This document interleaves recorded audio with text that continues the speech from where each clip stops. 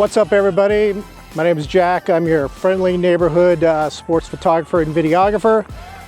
This evening I am photographing a local high school varsity soccer match, and it's going to be posted on maxstraps.com, which is pretty popular in my area. All the players know it, and anyway, I'll hopefully get some sales out of it. That's the goal anyway. For this video, I'm going to teach you everything there is to know about photographing soccer, or at least the way I like to do it. I'm going to tell you what kind of gear I use. I'm going to tell you positioning, settings, the whole thing. And as the game progresses, I'll chime in every once in a while and give you little nuggets of information as we go along, all right? With that, let's photograph some soccer.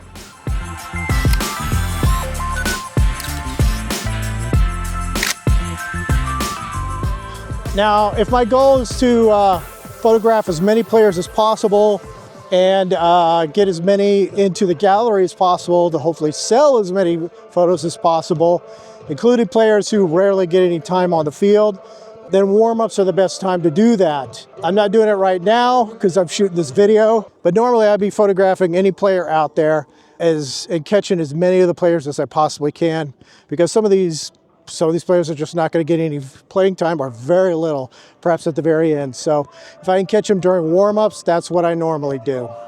Speaking of warm-ups, the best time to get a goalie is during warm-ups. It's very hard to catch goalies in action during the actual game. You might get a few opportunities, but usually not a lot. And if you're lucky, you're not going to have a bunch of players running in front of you getting in the way. So really, during warm-ups is the best time to catch the goalie while they're doing warm-ups. Go stand in the middle of the field, like at the 50-yard line, shooting back toward them, and you have actually a pretty good chance of catching them and isolating the goalie while they're doing warm-ups. It's also a great time to catch the goalies who are not the starters, because that's when they'll be doing out on the field actually practicing. In fact, sometimes if I'm not familiar with the team, I'm not sure which one is the starter, which one isn't the starter, just because of the way they're practicing. So it's a good time to catch both goalies, both the starter and the alternate, if you want to try to include both in your gallery.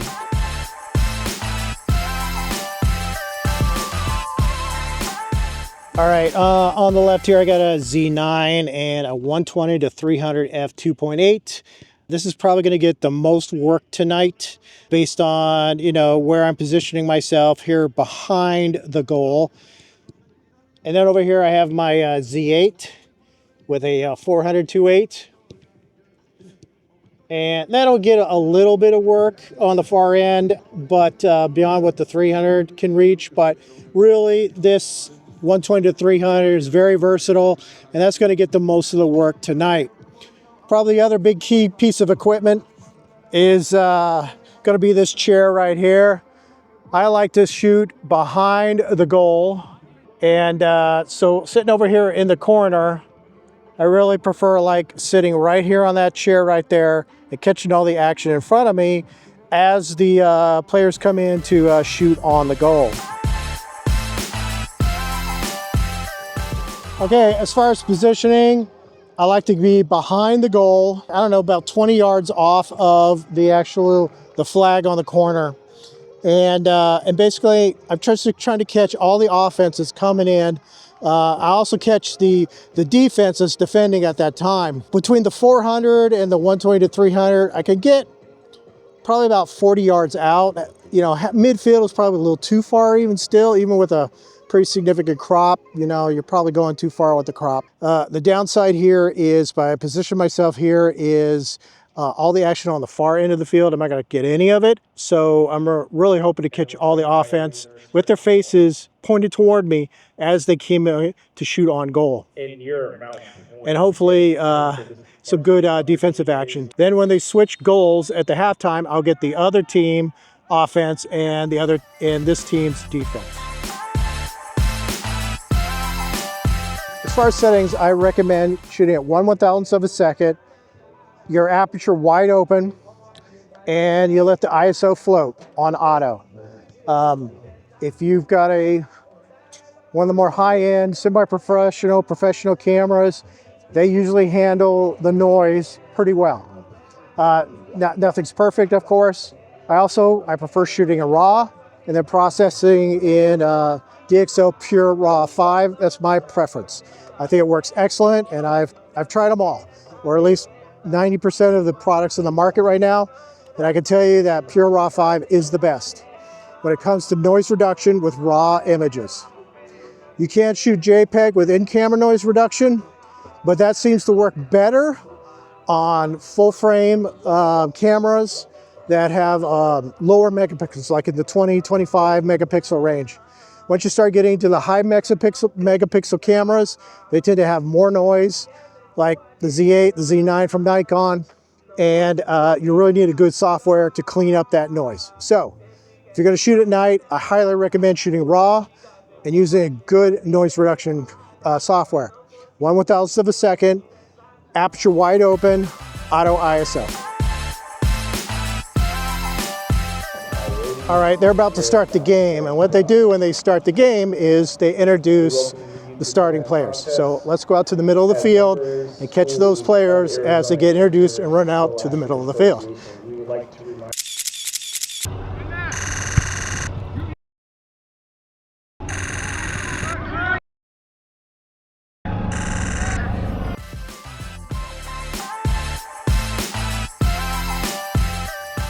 All right, we got a little break in the action, so I'm going to talk real quick. Let's talk about white balance.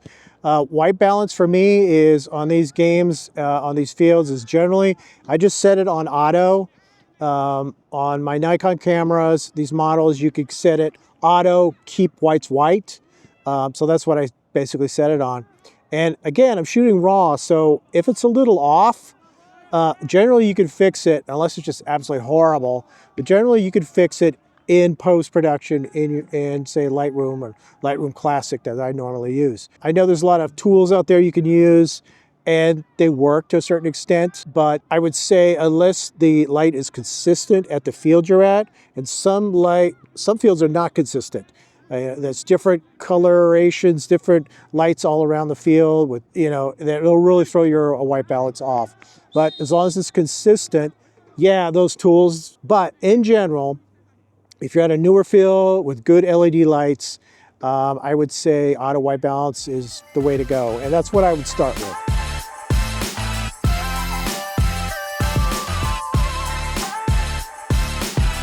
All right, I got another break here real quick. So as far as settings are concerned, again, I'm using Nikon mirrorless cameras. So what I normally do is set the face tracking, which is very good on the Nikon Z6 III, Nikon Z8, Z9. Can't speak for all the other ones, but those three I know are very good. I set the face tracking, and I like to use wide area small when I'm shooting sports like this, where you got a lot of different players and you're trying to track one particular player. There's no players on the field except that one. I mean, you could go with 3D. You could use the entire frame basically. But for me, again, with a lot of players on that field, I like to use the wide area small. If you can't afford the big lenses, which, let's face it, most people can't, or you're not a professional, you're just doing this for fun, that's fine. But I do recommend you get at least like a 70-200 f2.8. And the reason being is, it's not gonna be able to reach that far out on the field, but at least you'll have an f2.8 lens, and it's a very versatile lens. You can use it for all sorts of sporting events, especially indoor sports. But your position is going to have to be different. I'm parked back there next to the goal because, frankly, I've got the room to do it with the range of the lenses that I have. But with the 70-200, you're probably not going to have that. So what I recommend instead is you shoot from around the 50-yard line. So hang around the 50-yard line, which is roughly where the teams sit, and shoot in both directions, going both ways. You're going to have to wait until they come close and they're near you, but that's just the name of the game until you can, get yourself a longer lens, and hopefully that's at f2.8. My recommendation to you is go for used. My first 300 f2.8 was used, and it was a 20-year-old lens, 25-year-old lens. Luckily still worked on my cameras. For field sports, you really need at least a 300, and to shoot at night, you really need a 2.8. So look on the used market for a used, say 300 2.8, 400 2.8 that'll fit your camera. Hey, while they're at the other side of the field, real quick, I forgot to mention earlier when I was talking about settings is the importance of flicker reduction. You know, in more modern lit fields, it's not a big deal. You won't see it as often, but especially on older fields, older lighting systems, what you'll sometimes see is the lights actually oscillating in their light intensity and color. And if you don't have flicker reduction turned on, what you'll often see is like darker areas in your image, or they're a different color, or something along those lines. And it doesn't look good, and it's very, very hard to edit out. So if your camera has flicker reduction, I would highly recommend you turn it on, leave it on. It doesn't do anything during the day. You'll see some of the old guys, old photographers will claim that it reduces the frame rate on their camera or their focusing speed. I have never experienced that, especially in more modern cameras. So don't worry about it. Turn on flicker reduction. I have mine on all the time, and it doesn't do anything during the day, and it really only operates when it needs to. So turn it on. All right, well, the game is over. What does that mean now is that I'm going to head home, and I'm going to cull all the photos, get them down to a reasonable number, and then I'm going to process them through DxO Pure Raw 5, and then I'm going to edit them in Lightroom Classic, which is my preferred. All right, that's it. Let's get going and look at some photos. All right, everybody, back before a computer. It's been about a day or so, which is why I have a haircut. And what I'm going to do right now is I'm going to walk you through basically how I cull, go from 3,000 images down to a gallery that's going to have about 100 images total on it. Then I'm going to, so culling first, and then we'll talk about how to edit the photos, including noise reduction and couple different methodologies that I use to do that. So let's get into it right now. Now, the first thing I do is I pull up a program called Photo Mechanic, and Photo Mechanic's claim to fame, well, it does several things, but mostly I use it for culling because it renders photos, even RAWs, extremely fast. And as I go through this real quick, I'm just going to tag a few of them because there's 3,000 images right here. I'm only going to tag a few. And as we go through it, I'll identify some potential problems that I try to avoid when I'm looking for good composition in soccer photos, and things I think I like and I think look good. So let's get rolling here. And the way I do this is basically I use the letter T. T is for tag. So that actually puts a little check marks on the image. Then you could identify all those later on. When you hit T, it tags it. And then if you don't want that particular image, you hit the right arrow. Let's move. Okay, this first image, obviously, they're not facing toward me, so that's no good. So let's just go through these real quick using the right arrow. This one's not bad. Hit Z. You can zoom in and look at it more carefully. Some people will go through this and they will zoom in and they will be very picky on the photo, on the sharpness here in Photo Mechanic. I tend to wait until after I've done noise reduction and in Lightroom to, zoom in and get really particular, because I figure once noise reduction's done, then I really know for sure how sharp it is. When it's still a little noisy like this, it's hard to see. So I tend to not do it that way, but it's a personal preference. So basically, I'm just looking for photos that appear, at least at first glance, to be sharp, and then I'll be more picky about it later on. All right, so this one's not bad, so we'll give it a T, and we'll progress. A couple of these are pretty good. As I go through a series, I might pick several of them because I'm not zooming in super tight, so I may tag a few that are not quite right. But like I say, until I got the noise reduction on them, you can't really tell how sharp they are, like one frame to another. So that's why I tend to wait till after they've had noise reduction on it. This is pretty good. You got the main focus here is the player in white. You got the ball. You can see other players. Composition wise, I think I'll be able to do something with this. And moving along. So let's talk about photos that aren't good. I have the goalkeeper. He's faced away from me. He at first glance he looks sharp, but since he's faced away from me, I'm not really interested in this image. Let's keep progressing here and see how far what it gets. Now he's turning toward me. Now we're starting to get good. So I'll probably tag this series, see which one's the sharpest, and I'll probably crop in right on top of him.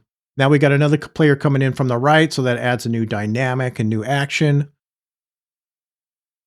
And I'll probably grab all of these just in case one is sharper than the other. So that was a pretty good series right there. And I'm sure there's probably one, two, maybe even three out of there that are nice and sharp. All right, here's another item that comes up in soccer is they tend to look down at the ball. And I will go through a series, which I'm doing right now, and I'll wait till the heads are up and I can start seeing eyes because the top of the head's not interesting. So this one looks at first glance not bad.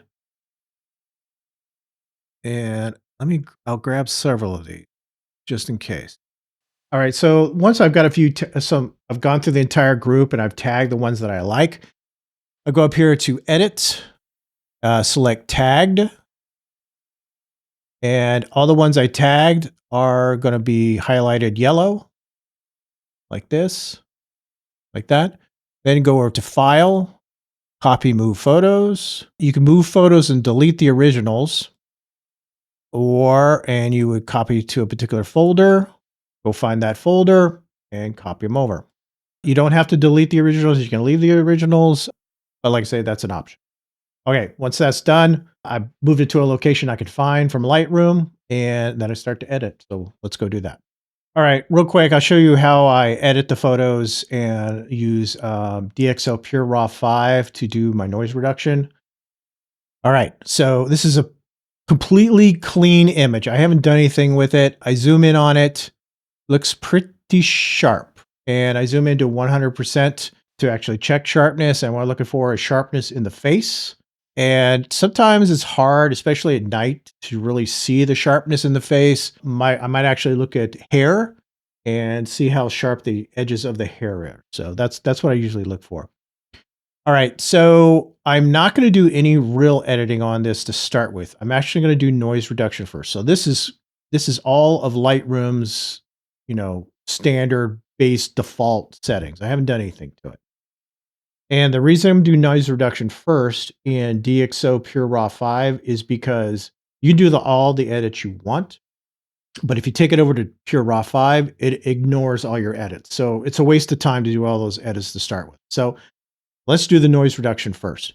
And before I do that, I will say that yes, Lightroom does have its own denoise process here, AI denoise, and it's not bad. I think it's good to about ISO 6000 with my cameras, but anything above that, the Pure Raw 5 is just so much better. And in fact, I just use Pure Raw 5 from DxO all the time because it also sharpens very well based on the camera and the lens you're using, which Lightroom cannot do that. It does sharpening, but it's not correcting based on the lens itself. It's just doing an overall sharp. So I don't think this is good. So with that, I'll show you how to do the DxO Pure Raw 5. So you click on the image you want, go up here, File, and we're going to go to Plugin Extras down here, Preview and Process with DxO Pure Raw 5. Okay, for noise reduction in Pure Raw 5, and this only works with raw images, I prefer the Deep Prime XD2S, and then this XD3 X-Trans is only for Fuji files, which I don't have. All right, as far as the luminance, force details, these are the defaults, and I just usually leave it that way. Lens sharpness optimization, again, this goes back to what kind of lens you're using. I use the standard. You could go strong, but I found the standard works fine. Intensity, I'll turn on the vignetting, chromatic aberrations, lens distortion, and I'll hit process now. You can make corrections to this. You could play with it. As you can see up here, you can check, how it looks after it's done. But I have found that the defaults tend to work just fine. So I leave it. Hit process now. And what it's going to do is process that image and then throw it right back into Lightroom. And then you can edit the photo as you please. Normally, it runs about 10 to 15 seconds at the latest on this particular laptop. All right, now that it's done, it sent it back over to Lightroom and it puts it in a separate catalog. However, if you go back to the original library, you'll find it sitting right next to the one you just did. All right, so now that we've run it through denoise, let's do some editing. Now, I shot this for Max Preps. Max Preps has a very specific cropping that it likes to do. So let's go to crop and straighten. It likes a 3 by 2.216. And there you can see the frame right there.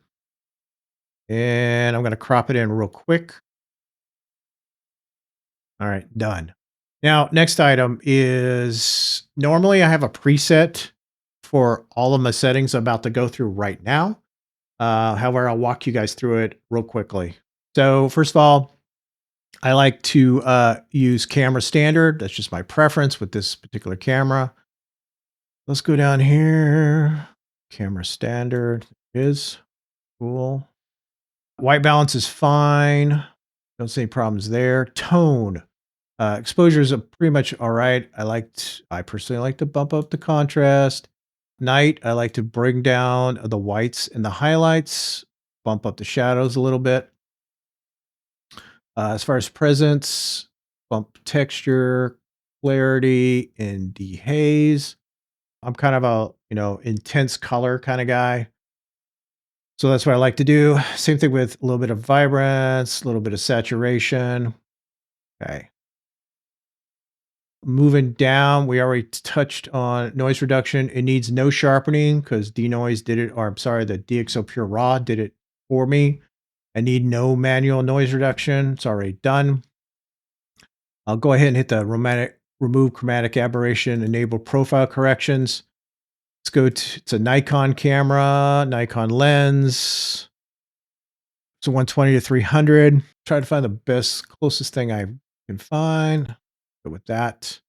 And then a little secret sauce here is you come down here to calibration and add a little blue primary. And it, again, pumps up the colors without affecting skin tones. And speaking of skin tones, let me go up here and fix something real quick. I forgot.